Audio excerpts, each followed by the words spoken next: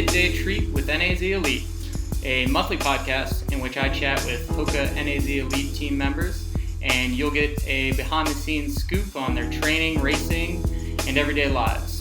I'm your host, Eric Senseman. You can find our monthly podcast on SoundCloud by searching HOKA NAZ Elite, and you can learn more about the faces behind the team by visiting their website, nazelite.com, their Facebook page, Northern Arizona Elite, or their Instagram and Twitter, both at NAZ_Elite.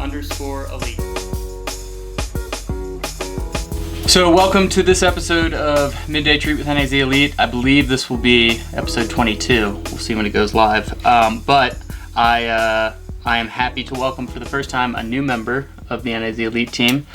Sid is with me. And as we talked about before we started here, Sid, I know very little about you.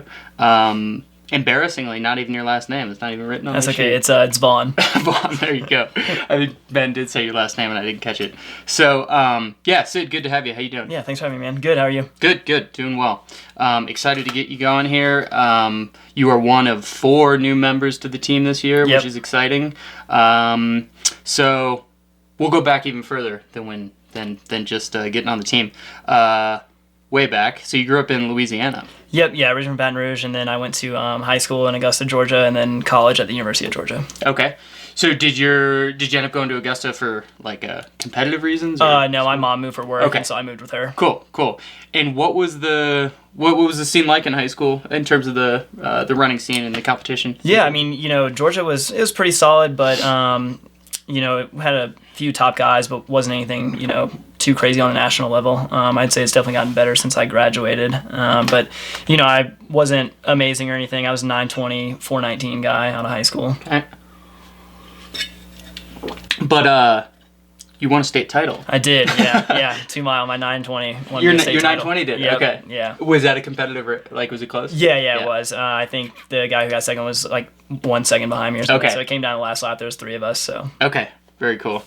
So you stayed in state following high school? Yeah. Went to University of Georgia? Yep. Yeah, it's only 90 miles from when I went to high school, so not too far away. Oh, really? Yep. Okay, cool. And so was the goal to find a competitive program or just find somewhere that was close, or what were you kind of looking for? Yeah, I definitely wanted to find a program that I thought that I fit into. But also, whenever I was taking my visits, I'd always heard from past teammates of my high school and stuff to try and find a place where if I'd gotten injured, I would still enjoy my college life, which ended up being a good thing for me because I did get hurt my sophomore year. And I still enjoyed school and everything there and my major, so it was a good pick for me, good fit. Sure. And what'd you study at Georgia?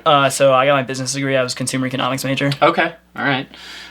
So you have hope if running doesn't work out. Yeah. Backup plan. Exactly. So your college career, I understand, was a little bit up and down. You mentioned the injury. So were you out the whole of your sophomore year? No, I ran cross, and I had an okay year. My freshman year, we made it to nationals as a team. I think we were 18th or 19th. And then my sophomore year, we made it again. But I had the flu, so I ran with that, and Bummer. I think I beat 5 or 6 people. It was a really bad race for me. But it was the experience of nationals. But I was going to come back for the indoor season and outdoor, of course. But I had tendonitis in my foot, and it was just kind of a lingering thing where I just couldn't really get through it. And so I had redshirted indoor my freshman year, so I burned the indoor season my sophomore year, just couldn't compete, and then redshirted outdoor. Okay. And then was back my junior year for all 3. Okay. And in junior, senior year, I guess went better than the first 2 years? Yeah, so my junior year was definitely better. My 4th year was actually my worst year. I don't know what happened. My workouts and training was great, but my races, I strung together one decent 10K. I think I ran 29:40, but everything else besides that was just kind of abysmal in terms of where I had been. And so everything kind of clicked my 5th year. The summer heading into that, I actually moved to Boulder for the summer and trained for 2.5 months heading into it. And I think that kind of re-sparked kind of my love for the sport because, my 4th year going so poorly, I just wasn't really enjoying running anymore. Sure. But a few of my teammates kind of had the idea in February or March of my 4th year. I'm like, hey, would you want to go out for the summer to Boulder and train? And I was like, yeah, I'd be down. Let's do it. And I'd already committed to it, before my outdoor season had even gone bad. So I was like, well, I'm not going to back out now. Yeah. And we went out there, had a great summer, and then I came back, and my 5th year was great. That's awesome. Yeah, I mean, I think people go through rough spells, whether they're elites or just the average runner. What I guess a change of pace ultimately, or a change of scenery is what did it, or how did you sort of work through the rough patches? I think so. My 10K had qualified me for regionals my fourth year, and I didn't run well there. I just kind of had continued the theme, unfortunately. And so I just kind of took like 2 weeks away from running completely, just to kind of clear my head and get everything away from it. And then just getting out to Boulder and then really finding why I enjoyed running, not having to do it, competitively at that time. Just kind of, you're doing base mileage, stuff like that, just having fun with my teammates that I was out there with. Yeah. And so that kind of re-sparked it for me. And of course that, that community is a big running community. So it was cool to see that, because it was a little different change of pace from the South. Yeah. Speak to those differences. What, how different? Yeah. I mean, very, I'd say Georgia is definitely more active than Louisiana is in terms of like fitness and things like that. Right. From my experiences where I was living. But Boulder and then even Flagstaff too is just on another level of like the whole community loves to exercise, whether it's running, biking, skiing. It's just outdoors, everything. Sure. So I suppose that's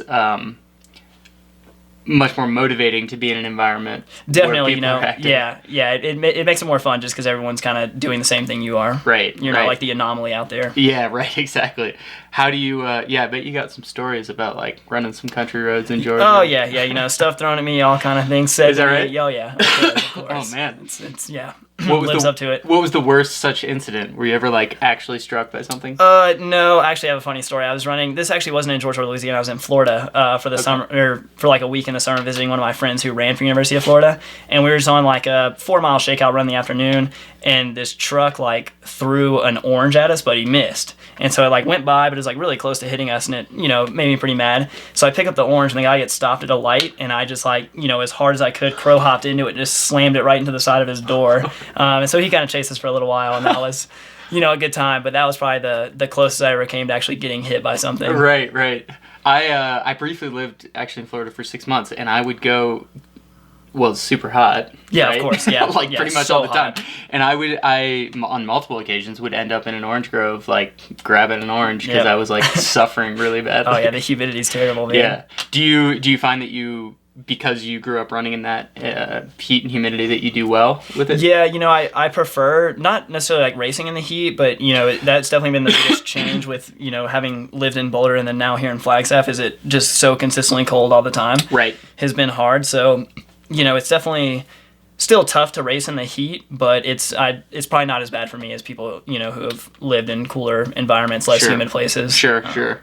And so when you spent that first summer or couple months in Boulder before your fifth year, had you run at altitude much before? I never had. You never had? Yeah, never okay. been altitude. So what'd you think of that first experience? It was pretty rough. Again, like I said, I took 2 weeks off before even heading there. So one, I was out of shape, and then two, trying to train at 5,000 as opposed to like 500. So that was a big adjustment. But it's funny. Right as I started to like, things started clicking. It was like, all right, time to go back to school. But, it was still good. Just kind of suffering definitely for the first month, though. Just every hill, every run, you're just like, oh, this is rough. I know the hills. That's where you really feel it. Oh, yeah. Going up. Yeah. So you ended up moving to Boulder after your fifth year. Yep. Well, let me ask a bit more about the fifth year. So I imagine you had some PRs your last year then? Yeah. So I PR'd actually like every event that I ran except for the mile, because I didn't get to really, I think I ran one, but it was kind of a slow race. But every event, cross, my 8K, I got it down to 24 flat, and then my 10K cross, I think I ran like 30-50 and was like 15th at my regional meet. But we were third as a team, so we just missed out on qualifying, so that was a bummer. And then indoor went well. I ran 8:06 for the 3K, and then my 5K, I think I ran 14:20, but only ran one in a kind of sit and kick race. Sure. And then outdoor, I went 14:01 and 29:08 for 5K and 10K. Yeah. So that 29:08 was kind of the race where I was kind of like, okay, like I think I might want to continue running. So that's when I kind of started my process of like looking into what I'd want to do. Past college. Okay. So that you hadn't thought too much about it until that last year. Especially after my fourth year, because it was like, oh man, maybe I just am burned out and I just don't have it anymore. Yeah. Yeah, that's got to be a tough thing to consider. Yeah, it was tough, and again, being in a rough spot, having all those bad races, you're just not in a good spot mentally. You're like, man, this is, it kind of feels pointless. You're like, why am I doing all this stuff? It's not really panning out for me. So you did end up in Boulder summer of 2017 or after graduation? Yeah, so I moved, I graduated in May of 2017, and then I've had 2 more months on my lease in Athens, Georgia, and so once that ran out, I packed up my truck and just drove out to Boulder, so I got there right at the end of July, I think. Okay. 2017. And did you have set plans in terms of like a coach or a team or anything like that? So I had been I'd reached out to a few coaches after I ran my 29:08, so I was like, okay, I feel like this time could, potentially not give me any contract or money or anything like that, but could get me into a group and just, able to train with some people. And so I kind of reached out to a few different groups, and ultimately Brad Hudson got back to me and said he'd have a spot for me on Hudson Elite's team if I wanted to move out there. And so that's what I ultimately ended up doing. I was training with Parker Stinson, Trevor Dunbar, Luis Orta. Yeah, wow, quite a group. Yeah, we had a good squad. Yeah, it was fun. So what was that? Again, you were there for a little over a year and a half. Yeah. What was that experience like compared to college? I'd say the environment was a lot more intense just because, Parker and Trevor coming from Oregon were, training at a very high level already there. And so the mileage was a lot higher than I was used to. Workouts were, faster, more intense. Even training runs were a little bit harder at first just because, it was reacclimating altitude. But then again, with Brad's training system, it was kind of we had very few easy days. So, there was if it wasn't a workout, it might be a moderate long run. So you're running 540 to 550 for 13 or 14 after working out the day before. So, running on tired legs like that pretty consistently was something I had to get used to. Yeah, definitely.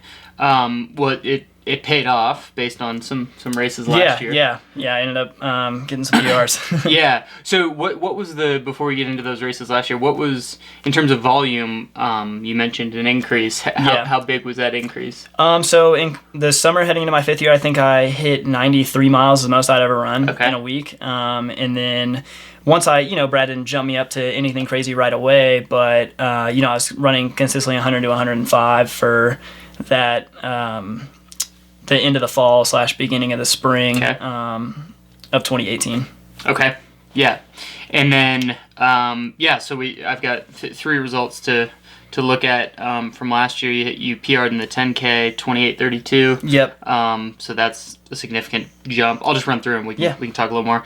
You won the Sactown 10 mile in 47:45. That was a 10-mile debut. And then the Rock and Roll San Jose half, 103:36, which was a personal best. Was that also a debut? No. I had run a few halves. You'd run a few halves. Yeah, my debut was the Monterey Bay in 2017. I went 64:03 out there. Okay. Yep. So super solid time. So where was that? Where was the 10K? So I went to Mount Sac. Okay. Yeah. And the reason I actually went there was I was hoping to get into Stanford to run the 10K earlier in March. Okay. And then I guess late March, I don't remember when it was, but sometime in March, and I didn't get into it. And so I went to San Francisco State and I ran there, but it was a morning race, and then there were 2 guys who they went and blasted. They ran I think 28:08 and 28:15. Wow. But it was, I just went out a little bit aggressive with them, and it kind of backfired for me. So I ran 28:58, which was, a PR, but not what I was hoping for. I wanted to get under 28:40 for the USA's qualifier. And so I was looking for another 10K, but it was kind of hard to find one because I also wanted to run the US half champs. And, I felt Peyton Jordan was a little bit out of my reach. I wasn't quite ready to try and run a 28 flat race, you know, obviously shown with my San Francisco race. So my teammate Parker was talking with me, and he was like, hey, if you want, I need a really good workout session before US half champs, which was May 5th or 7th or something. And this was the middle of April. And he was like, if you want, I'll go out to Mount Sac with you, and I'll just do it in my flats, and we can, get in a groove and click and swap off every 800 meters. And then if you're feeling good, you can go, but I'll get you a good bit of the way. And so it just ended up, we went the whole way together, running 28:32. So it was pretty cool. We just swapped off every 800 and, just kind of helped each other out. And he really pulled me through that one. It was cool. That's amazing. Yeah, so I got really lucky because the race wasn't really there for a 28:30 kind of day if he wouldn't have been there. Yeah, right, exactly. So did you have to buy him a car, or how did that? No, he was out of the goodness of his heart. No, exactly. Yeah, he's just a good guy. He wanted me to succeed too. Sure. And so that was what was so great because he knew how much coming out of college, like one of my big goals, I was like, oh, I'd love to, make U.S. champs. I never made it. Like, it'd be so cool because I never qualified for NCAA outdoor. And I was like, I feel like I'm so much better than I was. And like, making that jump would be good for me. And so he just wanted to see me do it. And then, we got in some good training while we were in California too at sea level. So solid. Awesome. Very cool. So sequentially, I guess that was the first big race of last year, or breakthrough, I guess, and then it was the Sactown. So it's funny, Sactown was actually the week after the San Francisco State. Oh, 10K. It was? Okay. Yeah, so I ran, the San Francisco State was on a Saturday morning. Okay. And then Sactown was the following Sunday. Okay. But Sactown's kind of a funny story. So I was working at Boulder Running Company. Oh, you were? But I didn't have any like health or dental insurance yet at the time. And so I chipped my tooth. And so I had to go pay for this, to get it fixed. And I had basically with the San Francisco State race, and then when you go to Mount Sac, my credit card was already almost maxed out, and I was like, dude, I just don't have any money to afford to pay for this tooth right now. And so but I ended up charging it to the card, and I was like, this sucks, I'm really gonna have to find a way to get some money. And so I was telling Parker about we were on a run, and I was like, dude, I chipped my tooth, and I had to I don't have dental insurance, it was so expensive to fix. And so he's like, oh, well, I was gonna go do this race, but I'm not gonna go. He's like, it's usually pretty good prize money. He's like, I think you can compete well there. He's like, and the field honestly wasn't that strong last year. And I was like, all right, let me look into it. He's like, yeah, I'll email the race director, see if you can get in. So he emailed Danielle Dominicelli, and she let me in, thankfully, and, gave me a hotel room, all that stuff. And I went out there, and I saw the field, right whenever I was getting on the plane, ended up being, a really solid field. And I was like, oh, man. I was like, I need to get, at least third in this, and it's going to be, really hard to do that. And I was like, I never run 10 mile, but I run a few halves, so, I'll be okay.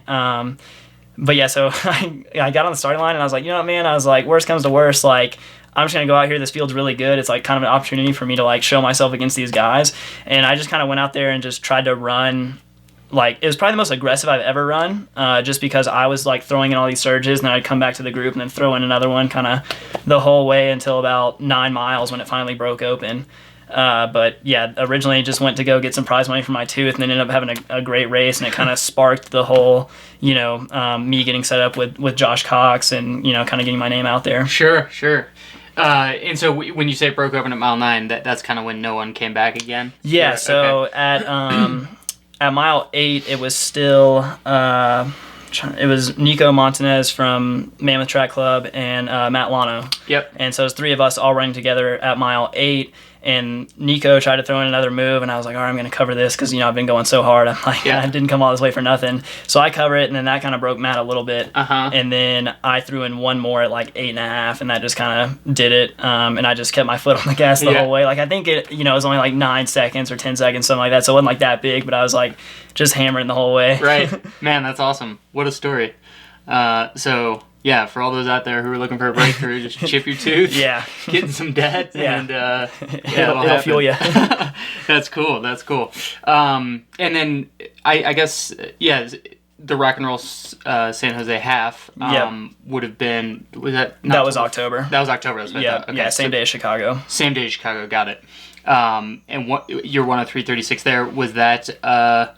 another race where you were mostly off the front, or was there? Yeah, it was, the weather was great, and then Shadi Biwat was in there. Oh, yeah. And so I was like, he had run 61 either the year before or 2 years ago, so I was like, oh man, he might be ready to throw down. But I had talked with the Hanson coach beforehand, and he was just doing kind of a workout, but he was still going to, try and click some 450s, so I was like, okay, that'll be good. But again, once it came down to where it was really time to go, because I wanted to get my Olympic trials qualifier, I didn't have it yet. Okay. And so I figured this would be a good opportunity, because I was hoping to do it in Philly, but I cramped up and ended up having a really bad day. I think I went 68, and so I was like, oh, I need a race, because Philly was going to be the one. Sure.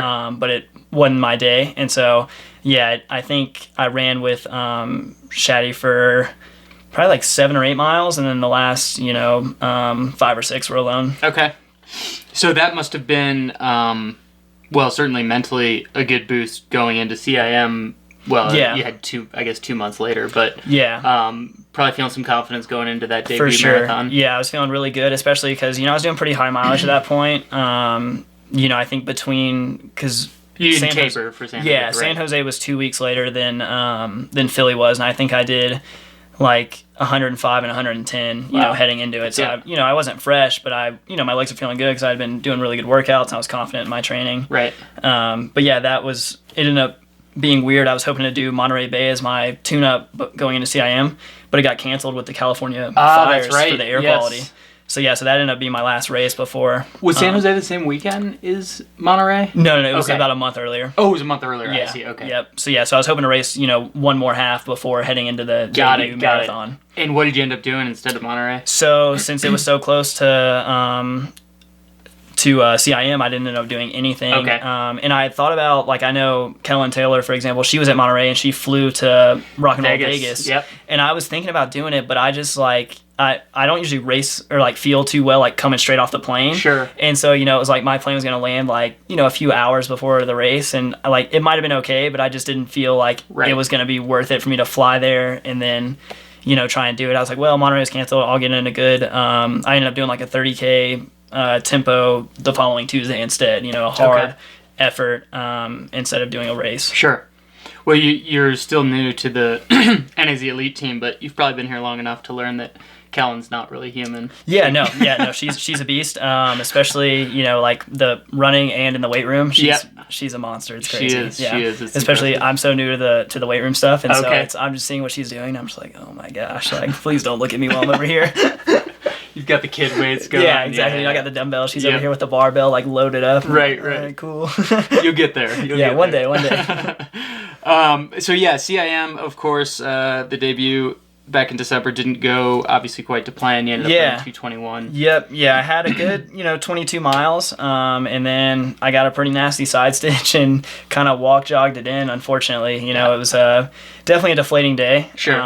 But I tried coming from my college career to now, I've tried to again keep that love that I have for running and not let these one performances define it, Yep. And so I just tried to, that was in December, and I just tried to look back at 2018 and be like, hey, that's a pretty good year for you. You can't let this one, even though this one race, the most recent one, can't let it, kind of give way to everything else you did. Sure. And obviously it didn't take away from some steps forward because you ended up here with NAZ Elite. So what was that process like in terms of finding Ben and the team and Flagstaff? Yeah, so like I mentioned earlier, Josh Cox, my agent, represents me, and so I know he represents a lot of the people in the team, and I was communicating with him that I was probably going to need a new coach in November, so I was kind of talking with him hey, I'm probably going to need a new coach sometime soon, do you know of anything? And he's like, I'll keep my ear open. And then he mentioned that, there may be a spot here on NAZ with Ben, and that ended up, working out. I took my visit out here, I think 2 weeks after CIM. Okay. And then, I went home for the holidays, see my mom and stuff, and then basically got back to Boulder, and then I think I packed up my stuff the next day and drove down. Okay, yeah. Which way did you take from Boulder? So I went through Loveland to Utah. Oh, okay. And then kind of came through Moab, and then straight down. It's a nice way to do it. Yeah, it was cool. I'd never been to Utah, so it was cool to drive through and see some stuff. It was really pretty. That area is beautiful. Yeah, and I got a really, really nice day too. So it was cool. It was super beautiful out. Yeah, awesome. And had you been to Flagstaff before? Not before that visit. So I'd never. Visit. Yeah, okay. I actually never been to Arizona. So no kidding. Yeah. All right. So what have your first impressions been about?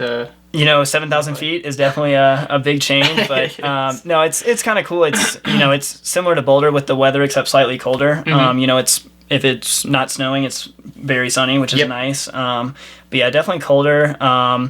It seems like more of a, I'd say, running environment, whereas Boulder had, you have all the triathletes, all the cyclists. I don't see quite as much of that here in Flag. Which I guess with it being a little colder makes sense. Right. So yeah, but there's some similarities, but Flag's definitely, I think it's a lot smaller too, which I like. Boulder was getting pretty busy. Yeah, it sure is. That is for sure. I think one thing, well, at least for being on the road, there's tons of trails in Flagstaff, but you're not so much on those. Yeah. But I think one major difference from here to Boulder, probably, I feel like there's a lot more dirt to run on for your purposes. Yeah. That's flat and not technical. Yeah, it seems like that. There's definitely some solid access to a lot of different places in Boulder. But one thing I will say that I like a lot more too is your ability to drive down. Right. Whereas, you're at 5,400 in Boulder, so you can drive up to 8,000 and 9,000, but you can't get any lower than 5,000. Right. So it's kind of cool to be able to, like we were in Camp Verde this morning, and so it's kind of cool to be able to go from 7,000 to 3,100 in 45 minutes. Like that's kind of unheard of. And feel superhuman. Again. Yeah, exactly. Yeah, it's a good feeling. And in terms of choosing NAZ Elite, like you said, you're talking to Josh and trying to figure out a next step.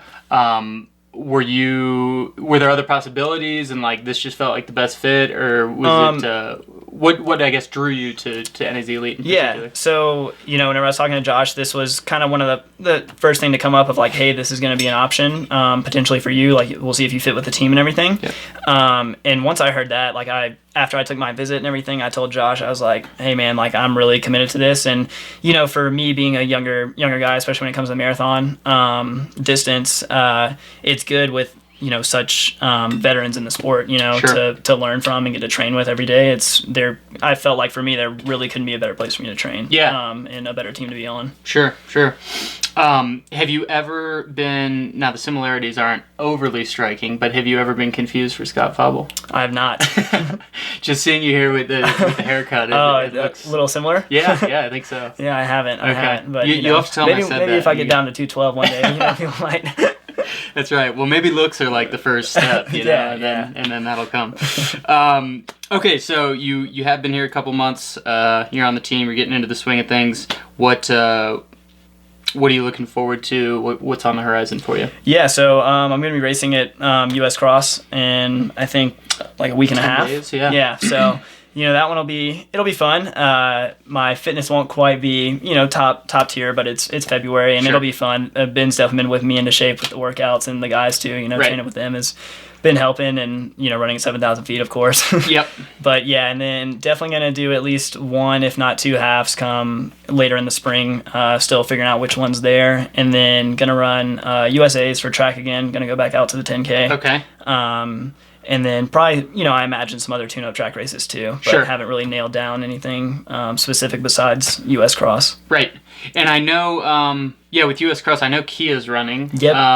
What other teammates? So we've got Kia, Fobbs, Scott Smith, and then myself for the men. And then I think Kellen's going for the women, Steph, Grayson, and I think Alafine. Awesome. So we'll have a pretty big team. Yeah, you guys are going to have a crew. Good. Yeah, that'll be really fun. And then with training so far, how have workouts gone? Like you mentioned, 7,000 feet is not 5,000 feet, which is very true. Yeah, I learned that the hard way on Lake Mary on Saturday. That was my first tempo out there. And so it was kind of funny because Scott Smith and I were out there working out together, and we were trying to see the mile markers because they're all, like every half or quarter is even marked on it. But the sun was right in our face, and so he couldn't really see the marks at all. Yeah. And so we're just like, all right, we're just going to go off field. We went out way too hot. And so we finished up okay, but it was just like I was definitely working way too hard after the first 3 miles, and I was like, this is really rough. But Ben and I were actually joking this morning. The mileage we haven't really gone too crazy yet, just easing back from CIM. Sure. But it's been kind of thrown into the fire with the workouts because, obviously racing I want to be in somewhat good shape, Right. not even my best shape, but still want to be in good shape. And so it's been tough. I was joking. I put a post on my Instagram. I was like, this was my first session where I haven't puked in the middle of it because I'm trying to get back to my fitness. And so yeah, it's been good. We've had some hard ones, but having that big group every day has been great. Yeah, I'm sure getting you through it. Now, was that a joke or was that true? The puke thing? Yeah. No, that was true. Okay. I think probably the hardest one I think we've done so far was we went down to Sedona. Oh, I heard about this one. Yeah, on the track. Yeah. So I didn't have the first set of 400s, thankfully. Okay. It was 4 400s, right? Yeah, so it was 4 400s, and I think they did them in 64, 62, 60, and 58. So I got to sit that part out. And then we did 3 miles in 14:36, and so like 4:48 pace roughly. And then it was 4 800s. We averaged like 2:18, 2:19, and then 8 200s, and we averaged about 30 for those. Ooh. So It was, the 3 mile tempo definitely the hardest part, and that's I just peeled off after we finished and just threw up on the side there and just kept it rolling right into the recovery. Now, is this like a career long thing? So it happened to me a couple workouts in Boulder. Okay. But those, it was kind of same thing, like trying to get back in shape, and I'm just trying to do these workouts where my aerobic system has not been like taxed this hard in a long time. Right. And so, it's just trying to get back to it. But it only happened to me twice in Boulder, and it's already happened to me like 3 or 4 times here. So, I attribute it to the 7,000 feet again. 7,000 feet is Although tough. Sedona is only 45, but Right. You guys were running hard though. Well, you'll slowly adapt. Maybe we get down the puking to like once every couple months. Yeah, hopefully this will be a trend in the right direction. Maybe the fitness is coming around, pretty quickly, and we'll cut it off there. Yeah, exactly. And you've alluded to this here in our conversations, but you've obviously raced a number of distances at this point. Mm-hmm. It sounds like all the way down to the mile in college. Yep. Mile through 10K. Yep. And then obviously 10 mile, half marathon, all the way up to the marathon since. Looking long term, where do you see yourself succeeding or finding your place? Yeah, I think long term it'll be the marathon. Although my debut did not go as I hoped. Sure. I found that you just look across the board in the marathon. There's a lot of guys who you put in all this hard work for it and it doesn't pan out. But I mean you just keep at it and then you'll have another one. But that's what's so different about the marathon is it's not like the the half where I did in Philly where I went 68 where I cramped up, had a bad day, and then 2 weeks later was able to go run 63 because I could recover. Whereas the marathon, it's like you got to put in all this time and all these months and weeks of training, and then you got to take a break, let the body recover, and then build it up again for a few months. So it's kind of hard in that regard to not. It leaves a little bit of a bitter taste in your mouth, for me at least with my debut going that way, but it's I'm definitely fired up to do another one. I'm not like deterred from it because my first one didn't go well. Sure. And in talking about this year, you mostly focused on the first half. Is there potentially an opportunity to see you at that distance later in the year? Or? Yeah, I definitely think there'll be definitely one more before the trials. That'll hopefully trials be my 3rd marathon. So when I get there. Yeah. So right. Yeah, definitely want to get in one more before Atlanta. Yeah, that seems fair. Get something a little faster under your belt. Yeah, exactly. Definitely. Well, as we've been talking here, if you're viewing this and not just listening, we have some of the HOKA NAZ Elite gear in front of us. Have you read Inside a Marathon? I have looked through it. I haven't read. I don't have a copy yet, but I saw it right whenever I was on my visit. Was whenever they got some of the first copies in, and so I was looking through it whenever I was out here. I feel like that should be like part of the hazing process at this point, right? Like you have to have read this. Yeah, have to read the whole thing before you start. So Inside a Marathon, that's for sale on the site, and then the shirts. I got some socks over there, so you can find all that on the NAZ Elite site. All right, well, Sid, I didn't know your last name when we started, which is really just it reflects poorly on me, is what it does. But I'm not gonna forget it now. So, yeah, Sid Vaughn, thanks for sitting down. Yeah, thanks for having me, Eric. I appreciate it, man. All right, we'll see you next time. Sounds good. All right. Did it.